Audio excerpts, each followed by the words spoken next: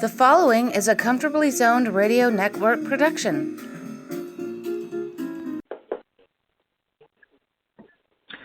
Thank you, Tally Olson. I am back. Mets in the Zone. I'm Ralph Tyko with the Comfortably Zoned Radio Network. One of the two Met mavens is here. Robert is not. Marty Rose is. How you doing, Mert? I am very good, Ralph. Excellent. How are you? Good. From the Mets standpoint, we had a nice weekend. Anytime you, as you mentioned off the year, anytime you beat the Yankees in the Subway Series, how bad is that? Right. 2 out of 3 in the Bronx. Sign for it every time.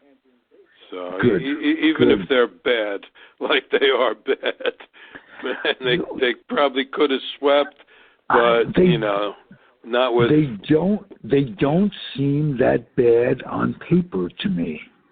No, they're not. Oh, you mean the Yankees? Yeah, the Yankees. Well, they got one left-handed batter, and that's Gardner. They have all right-handed batters in that stadium. Right. And I don't know what Chapman's problem is all of a sudden. Maybe he was one of these sticky stuff guys. I don't know. You can never tell with relief pitchers. Year to year, month to month. We went through it with Diaz last year and the year before. And he's been terrific, all in all. Yeah. So, I don't know with the Yankees. Cashman's taking a lot of heat. Also, he should take a lot of heat. He really should. I mean, these guys that they're spending a fortune on, like Stanton. I mean, he's doing very little. They got Judge is coming up for free agency pretty soon. They're going to have to make a decision on him. He's hurt like what? A quarter of every season he's out. The pitching is not good. I mean, I don't know. I mean, I don't watch them a lot. I just go by what I read. But look, they're in 4th place right now. Yeah. Barely and if they're going to come back, it's not like they have one team to go over. It's generally them and the Red Sox. Boston's kicking 3-4 teams. Yeah, Boston's kicking their ass badly. The head-to-head, they're getting crushed. And, notwithstanding that they are bad, as you say, nice to win a Subway Series. Oh, yeah. Oh, definitely. Good. Overall, are you happy with the way things are going? Injuries notwithstanding, they're coming back from little by little. They're becoming healthy. They're almost completely healthy now. Except for the 2 pitchers that are missing. But we were saying that Carrasco could be back by the end of July, on to maybe 2 to 3 weeks away. He's been throwing. He's just going to have to get a couple of games in Syracuse, and he has been throwing. It's not like he's not. Whether I know he's long tossing. He did some bullpens, so he's got to be close to rehab. So that's looking good, and I guess we're not going to see. Nemo is back. Conforto is back. With Nimmo, I got to say one thing about Nimmo. His first at bat in the first game on Saturday. The first at bat, single immediately. that meant something. That meant something to me. I said, here we go. He's back. He's on. It just felt good. And he continues. Yes. He made a base running blunder right in his first game, but the hell? That was because the third base coach held up somebody at third base, who probably should have scored. Right. That's why he got picked off, second there. He thought he was going to third. He didn't think the third base coach was going to hold up the runner, which he did. So little confusion there. He took a big turnaround second, and that's what got him picked off. Yeah.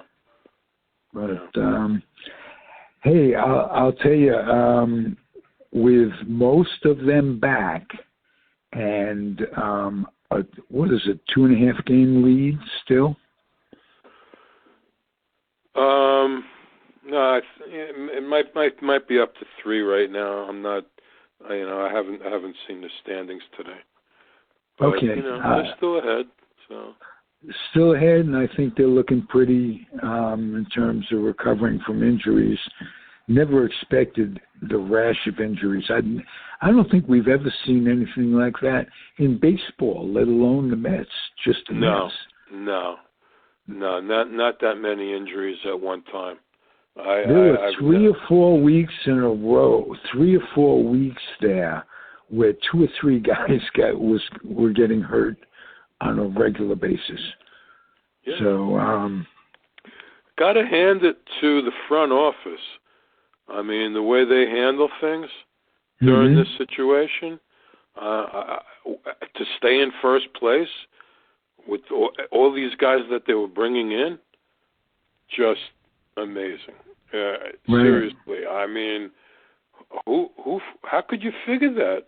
I didn't know a lot of these guys, but everybody they brought in has done the job, and when the regular guys start coming back, you feel bad. Geez, they got to get rid of this guy who was doing so well, but that's the way it goes. Unfortunately, McKinney, you learn things about guys too. McKinney seems to have been taking over in left field. He gets the majority of the starts.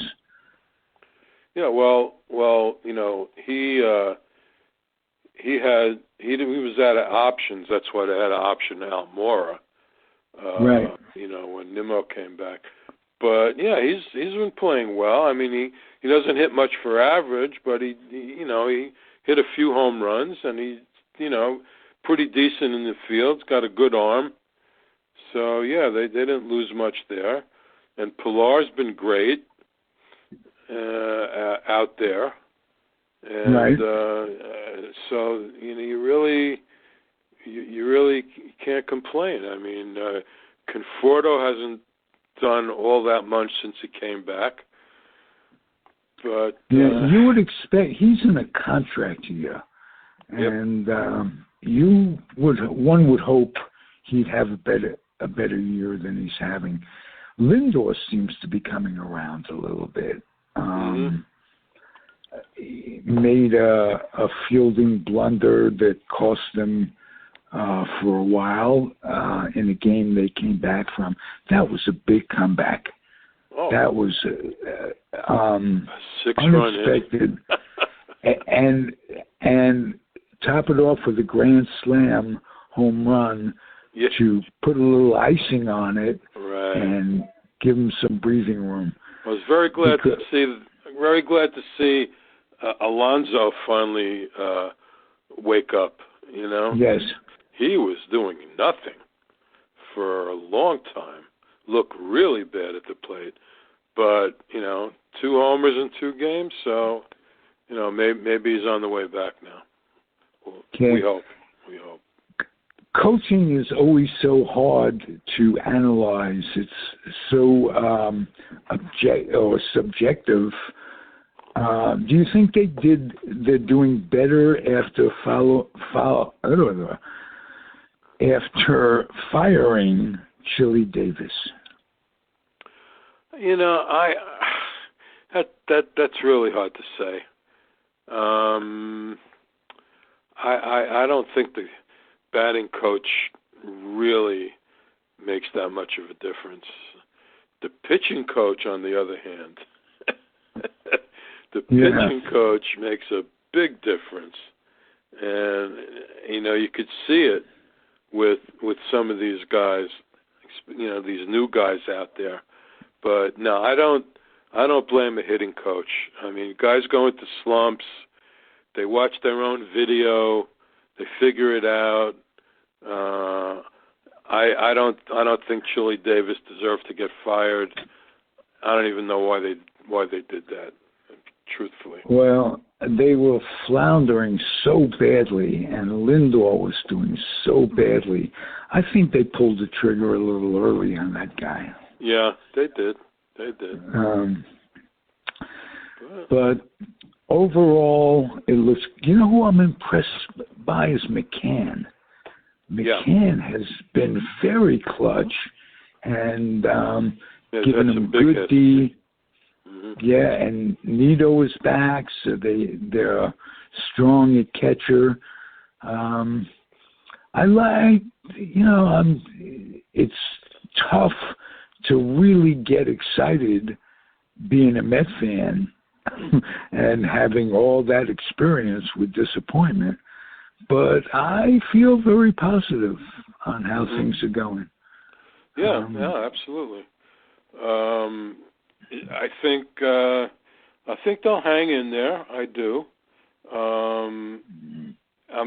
What worries me when I look at the schedule is in the middle of August they got 6 consecutive series with Washington, San Francisco, LA, San Francisco, LA, Washington. Whoa. 6 consecutive series against those 3. Washington's their biggest rival in the division, and the Giants and the Dodgers are playing lights out. Right. So that, you know, now hopefully they'll have Carrasco back by then. I assume they will. You know, how he'll be pitching, that's another story. But, you know, I assume he'll be his old self. So, you know, they'll have 4 guys, and, you know, maybe Peterson will be back by then. I would think he would. They said 8 weeks or less. So we'll see about that. Boy, Peterson has some games that are terrific. If he can get consistent, we really have something there. Yeah, and this kid that's pitching today, McGill, he looks good. I mean, he gave up a homer today in this game. They're losing 1-0, but you know, overall, he's been looking very good. He's 6'7", you know, like 230. I mean, he's a big guy. And he could be a reincarnate of Bill the Hill McGill. Bill the Hill McGill. Yeah. That's over a lot of people's heads, but I remember. I know. It's almost over mine. Think New York Knickerbockers, everybody, and think one of the guys that disappointed when they were going through some horrible pre-Willis Reed years. Oh, boy. Yeah. Really? And that turned them around. You know, it's amazing in basketball what one guy can do to turn around a team. Pujols is doing that with the Dodgers. Yeah. He is go figure. Out of nowhere. Go figure. He's you wonder where guys get there. Could have he just been going along, playing out, big contract with the Angels, nowhere to go, and now with some money on the table and some And they're giving him enough rest. They're not playing him every day. And he is producing. He really is. So, but it's maybe it's a little different mentally when you're on a winner. Mm-hmm. You bring yourself up more mentally into it. You would think that they'd have enough pride in themselves, even when they're not on a winner, to do, given their salaries, given everything that, but just doesn't work that way sometimes. No. I'm happy for him in a way, not being a Dodger fan, but because he's a future Hall of Famer, and he was great with St. Louis. Yeah. You like to see a guy go out, well, not struggling. Right. So very well.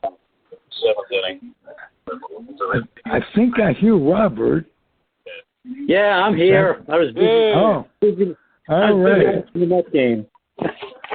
How you doing, Robert?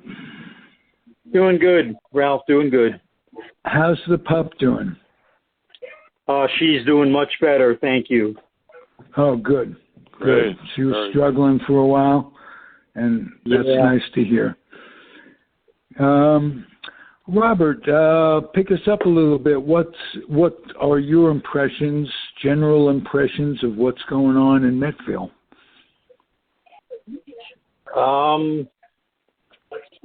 Well, I'm pretty happy. I mean, you know, considering everything that's gone on and the injuries and, you know, some of the turmoil and the different things that have been going on, I'm pretty pleased with what's going on. Yeah, guys coming back. They're almost at full strength. We were talking about Carrasco and the possibility of getting him back soon. It's looking good, isn't it? It's looking a lot better than I thought it would, considering everything that's going on. Yes, absolutely. You know what I like is McNeil has come on. We haven't talked about him yet. He seems, last 2 or 3 games, he seems to be getting it back. I think moving him down in the lineup was a help, you know. Yeah. Oh, yeah, for sure. Yeah. And Nimmo, I mean, Nimmo's the catalyst. He just got another hit, by the way. But Nimmo is the catalyst, it seems. I mean, you know, he was hitting when the season first started. Then all of a sudden he's gone, and now he's back, and all of a sudden, you know, things are starting to happen. Right. They were talking about moving Lindor down in the lineup, too. I don't know what came of that. Never heard that. No, me neither. Plus, he's starting to hit a little bit. You know, he's starting to hit a little bit more. He is that.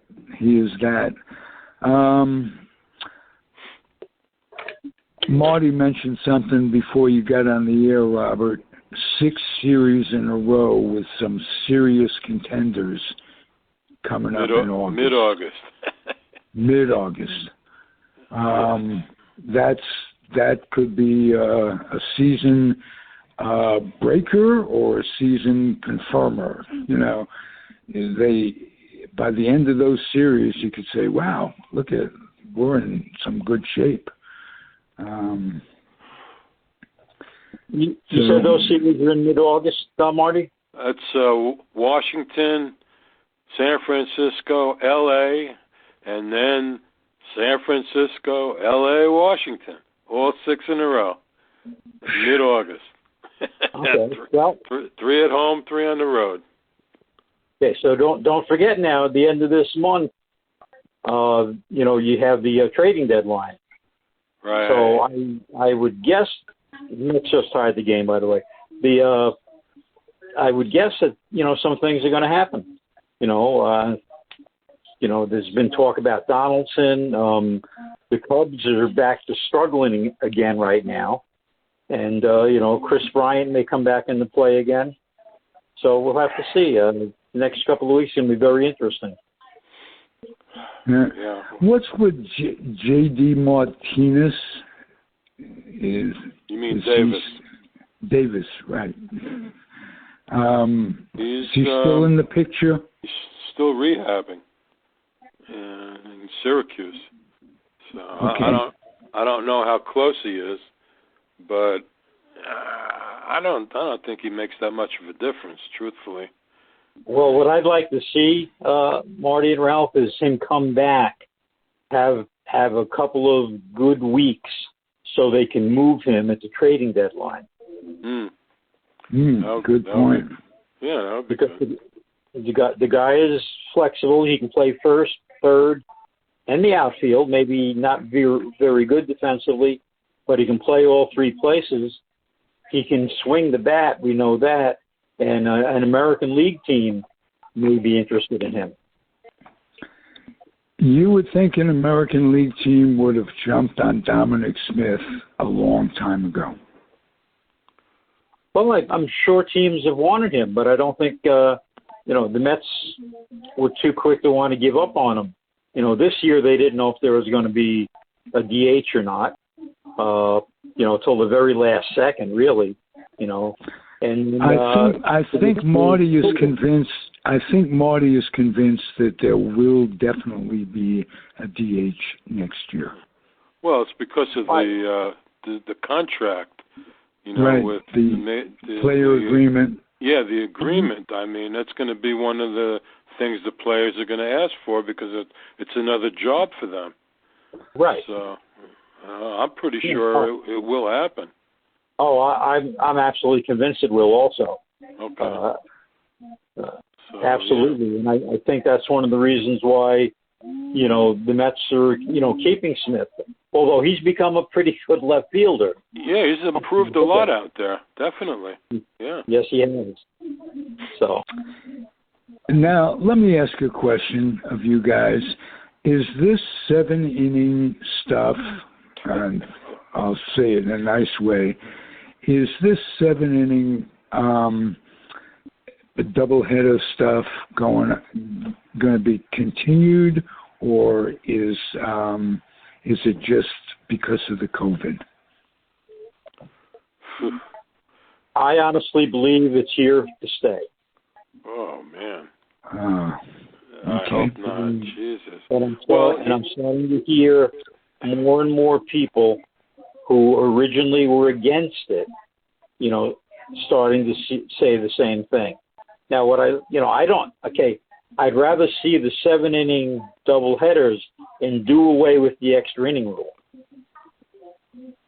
Oh, with the guy on second in extra innings. Right. Oh, it's given a choice. You could only, get rid of one. Which one would you get rid of? Wow. Manford.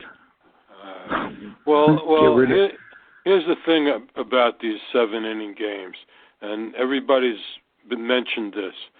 If you are playing a single admission doubleheader, fine. Guys don't have to play 18 innings. You don't have to sit there for like 8 hours or whatever. Right. Fine. But these split doubleheaders, where there's two separate admissions and people are paying full price for a 9-inning game, is bullshit. Absolute bullshit. And you got hours in between the games, and I need these guys don't need to play 7-inning games like that. I don't believe it. Oh, I agree with you. That should not be. But okay, I blasted the Yankees over the weekend, and then I thought about it, and in reality, those were 3 sold-out games. Okay, and 40,000 fans were going to be upset if one of those games, if one of those games was become a doubleheader and they lost their chance to see one of those games. 99% of the time, I absolutely agree with you. Right. I've been against that all along. There should not be. The Mets have not done it. Okay, every doubleheader the Mets have played at home. They've been, the traditional single admission. Yep, right. Exactly. Yeah, I agree with that 100%. I do give the Yankees a break, for what happened over the weekend. But, absolutely, that's wrong. There should be, make it a traditional one game after the other, and that's the way it should be. Yeah. And there's another factor for the fan is the parking. $45 I was hearing in Yankee Stadium, and I think it's unbelievable. And ask people to pay twice, and then get only 7 innings. Yep. That's disgusting. And to take it one step further, baseball is experimenting in one of their minor leagues with not only put a guy on second with in extra innings to start off every inning, but don't play at all. Have a home run derby. They're doing that in the Pioneer League. It'd be like the shootout in the NHL.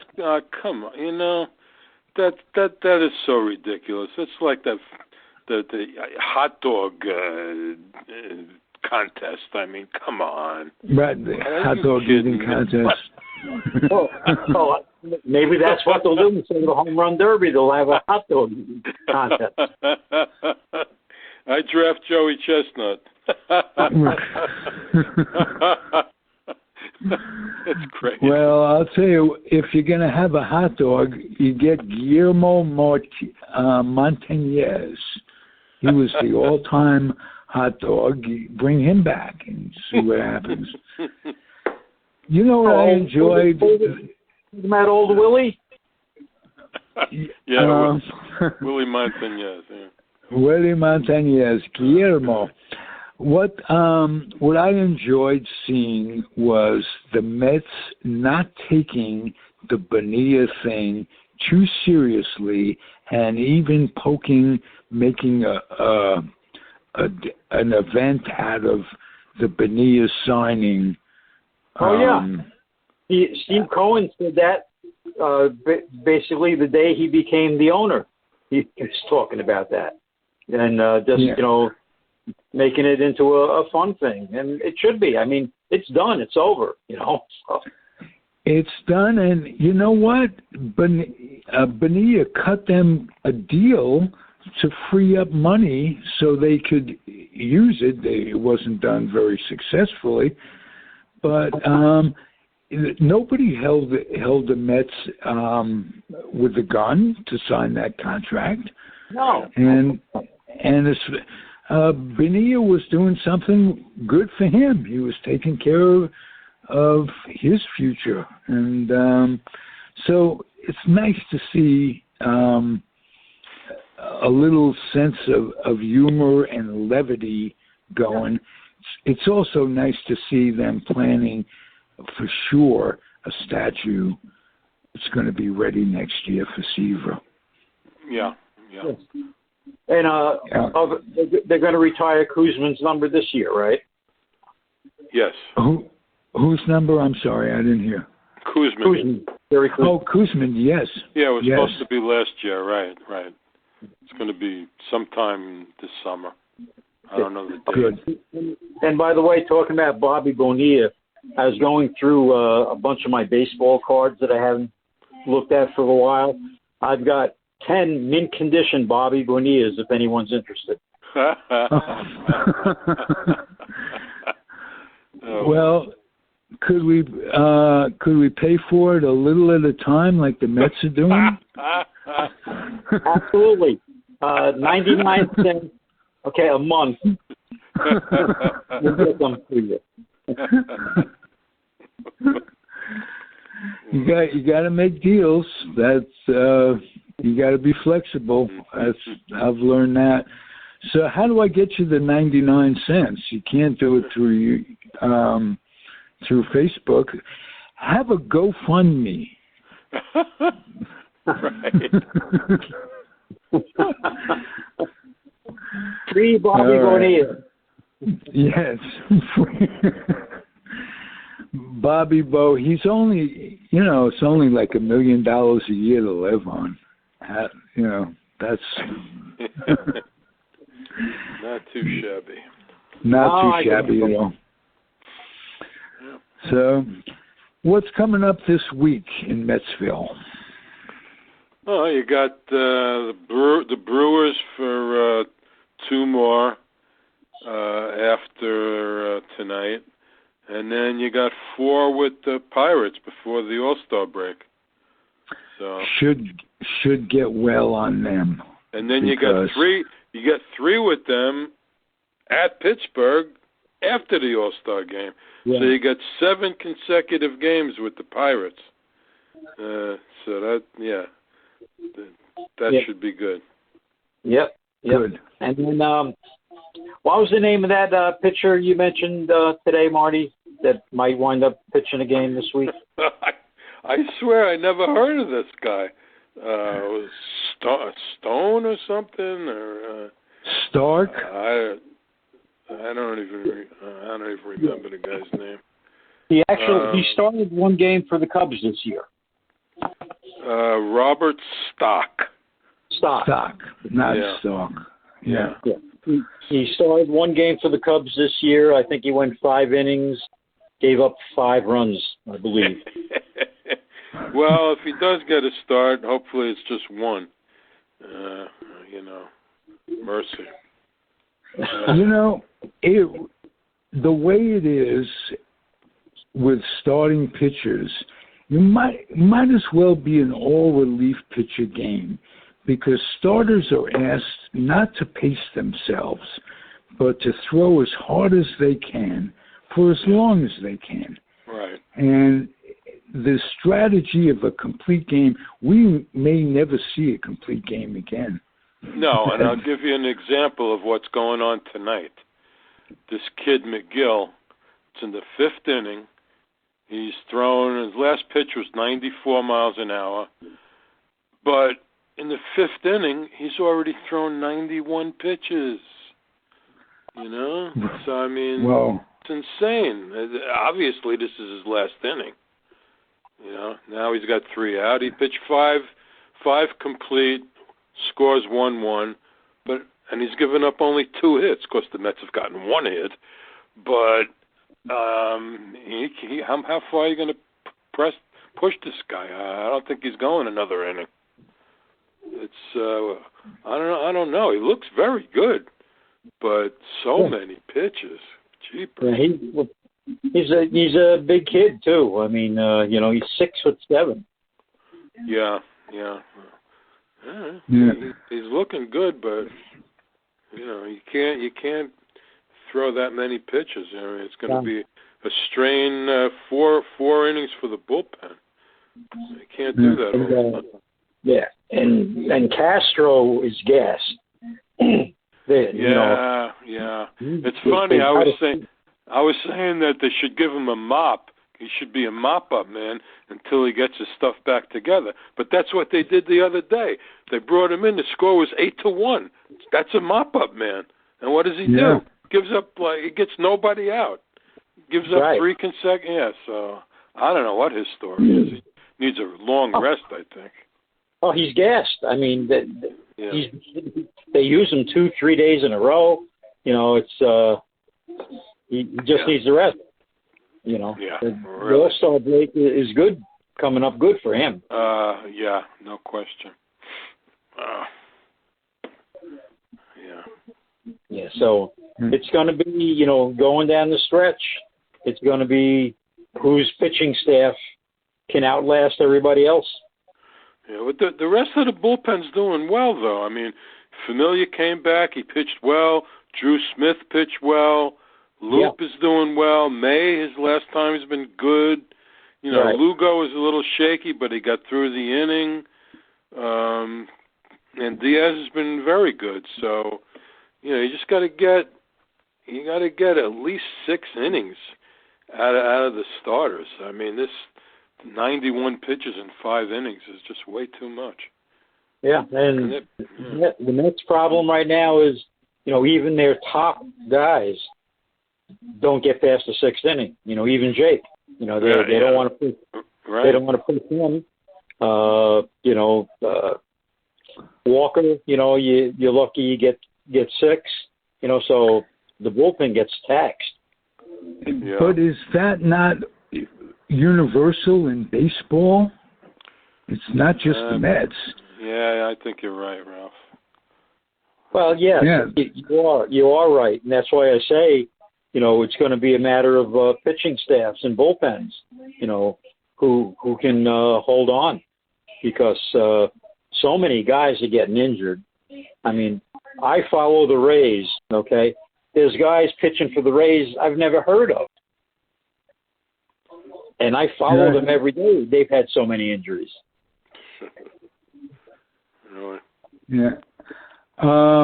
Is there any, I'll ask you both, is there any one thing that you think has contributed, not just this year, but in the last 2 or 3 years, is there any one thing that's contributed to injuries more than anything else?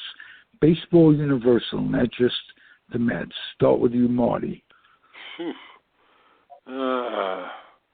Hard to say. One thing. I mean, you get all different kinds of injuries. I don't think it's one thing. Maybe what we just hit on with the pitchers is throwing as hard as you can, as long as you can. That may be something. As far as the batters, with the leg injuries, maybe they don't run enough. There's been a lot of leg injuries. There's been obliques. Obliques is what gets me. Wow. Maybe from these big swings that they take, always swinging for the fences. Like you swing and miss, and you pull something on your side. It's just universal. It's not just the Mets. It's everybody. Okay, Robert. Yeah, well, I think these guys are too well trained. Okay, everybody talks about what great shape they're in and stuff like that, but they're so well trained and their muscles are at the absolute peak that the slightest little thing seems to set them off. In the old days, guys weren't in shape, but they weren't getting these injuries either. So I have a feeling that they're almost too finely trained. Maybe it's the weight training. Those guys years ago never did weight training. No. All that stuff. Now everybody does it. They're all trying to hit home runs and be muscular and everything. They instead of weight training, they just did drugs. So.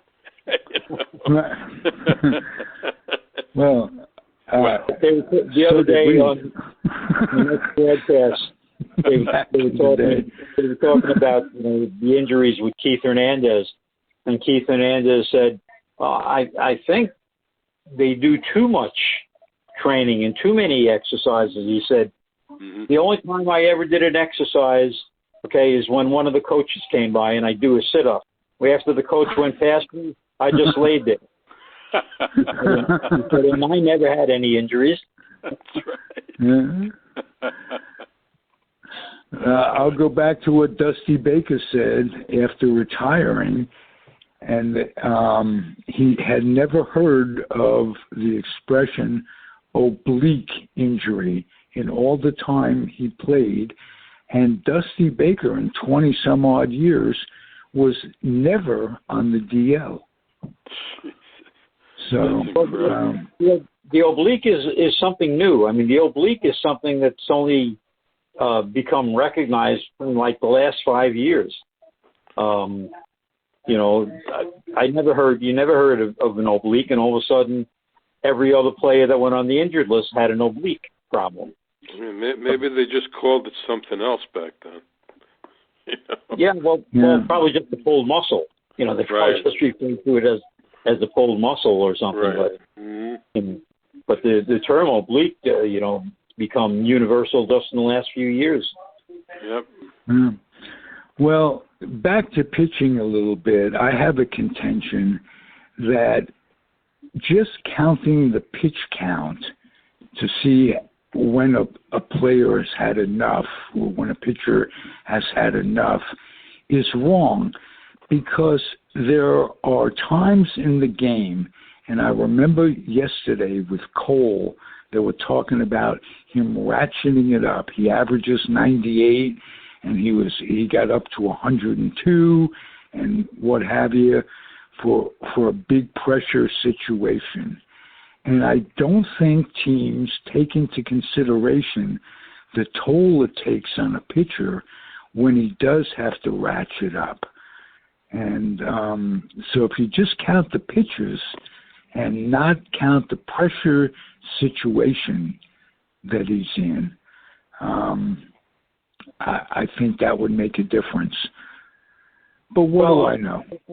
Actually, they do kind of keep an eye on that. I've heard coaches talk about pitching under duress, and that takes a bigger toll out of a pitcher than just a number of pitches.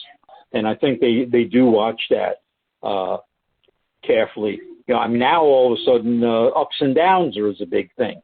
You know, how many ups and downs has the guy had? You know, getting sitting in the dugout and getting up and going back out again. I mean, right. These are totally different things. Batting might have caused a strain on DeGrom a couple of weeks ago. They're talking about that. Yeah, he himself said that. He himself said he thought he did it on a swing. Yeah. Now, that's counterproductive. Swinging hard like that. How often is he going to hit the ball anyway? Use him to sacrifice or what have you. But I'm still wondering when some batting coach will say, let's beat the shift, and that's all we'll do today is beat the shift and see what happens. If they want to give us a hit, unfortunately, that hitting coach would probably get fired because the analytics guys run the game right now. And the analytics guys say, that's okay. Try to hit it over the shift. Try to hit it over the wall. So. Yep.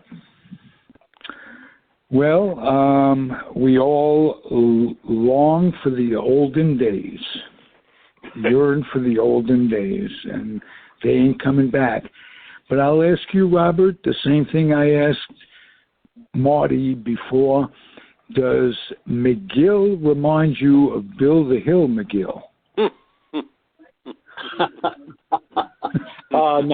No, he does not. Big 6'7" guy. I was just thinking, bring up a name from the old New York Knicks and see where that goes. It's amazing, though, the names, not just baseball, basketball, football, the names stick in our heads. So it's good that we have a passion. And, you know, baseball has done everything they possibly could to kill it for us, to kill the spirit for us. But I still listen. I still come back for more. I swore I'd never listen to an extra inning game with the guy runner on second, but I'm there. So what can they do next? Well, what it is, Ralph, is they're not marketing to you, me, and Marty in our generation, okay? They're marketing to the younger generation. They also know that we grew up with, loved, and will continue to love baseball, even though we'll bitch about it, but we'll still keep coming back. So they don't worry about us, okay? What they're worried about is bringing in new people. And they know that, you know, we're gluttons for punishment. We'll keep coming back. Yeah. Well, they can start by playing the World Series in the daytime, so once in a while. So if they want to cultivate kids, let them see the ball game. That would be nice. Yeah, I don't see why they can't do that on the weekend. Definitely. I really Well, don't. the only reason why they don't do it on the weekend, Marty, is football. Oh. Yeah. Right. Forgot about that. Oops. College football on Saturday, pro football on Sunday. Yeah, God. Yeah, that's right. Oh, well. Big landmark decision in terms of athletics and amateur athletics this week. Yes. You were talking about football. These guys can now be paid for their images and their likeness and what have you, as well they should have been. They've been college ball has been used as a minor league for the NFL for years, and how many players make it to the pros from college? These guys, it's like playing in the minors for 4 years. They should be paid. Another thing that's good about that is something that happened today with the St. John's guy, who's like probably their best player, this guy Champagne. He was going to try to go to the NBA. He didn't hire an agent, but he was, going to see what he could do, what he was worth, blah, blah, blah. Well, now, today, he says he's coming back to school. And I'm wondering if this new ruling had something to do with changing his mind. Because, if it was all, leaving school was all about the money, now he could stay in school and make money. So I think that this is a big thing. And it also improves the quality of college sports, because remember when we were kids, we'd watch a team develop. You get a high from year to year and build. We don't get that anymore. I mentioned 1 and out. Robert, I think you corrected me. It's no longer 1 and out, is it? No. No. In college basketball, you have to play 2 seasons. Okay. Mm-hmm. Well, that's a start. And as Marty says, with this guy, the guy from St. John's could be an example of future players staying longer. Absolutely. And then the other thing that they've done now too is a high school player coming out of high school can now opt to play in the developmental league rather than go to college. Oh. Okay, and by going to the developmental league, he'll get paid. Okay, so this ruling might sway some of them to go to college rather than go to the developmental league. But that's something new that they started, that you can come out of high school and you can't go right into the pros, but you can go into the developmental league and play for a couple of years. Good.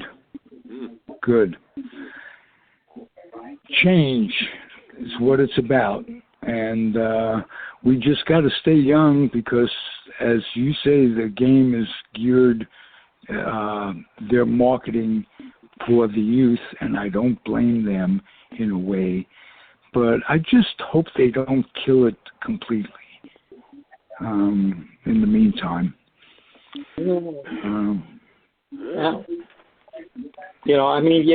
As much as I fight Manfred on most of the stuff that he's trying to do, at least, he's trying to do things, to rejuvenate the game,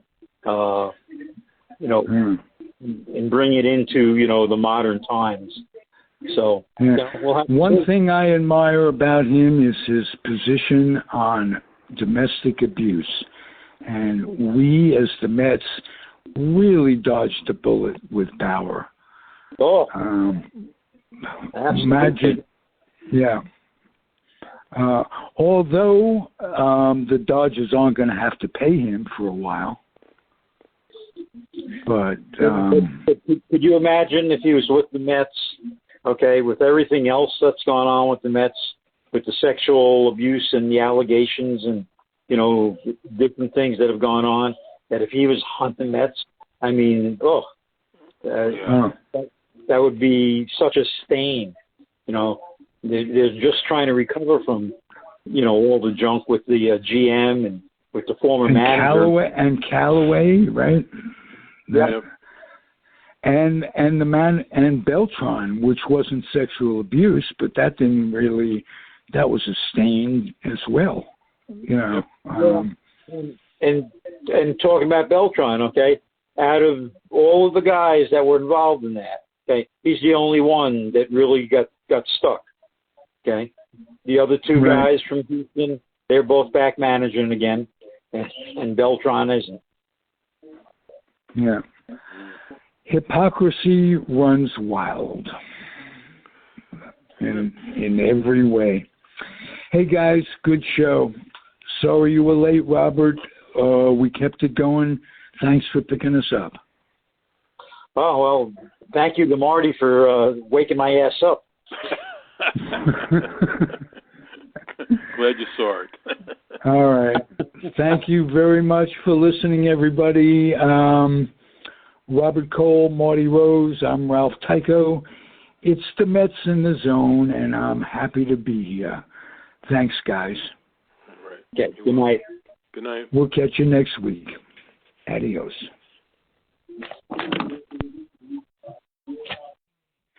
The proceeding has been a Comfortably Zoned network production. You are advised to keep your dreams wet, your humor dry, your children and grandchildren out of military recruiting offices and off the laps of clerics who wear dresses. Thank you for listening, everyone. Happy trails.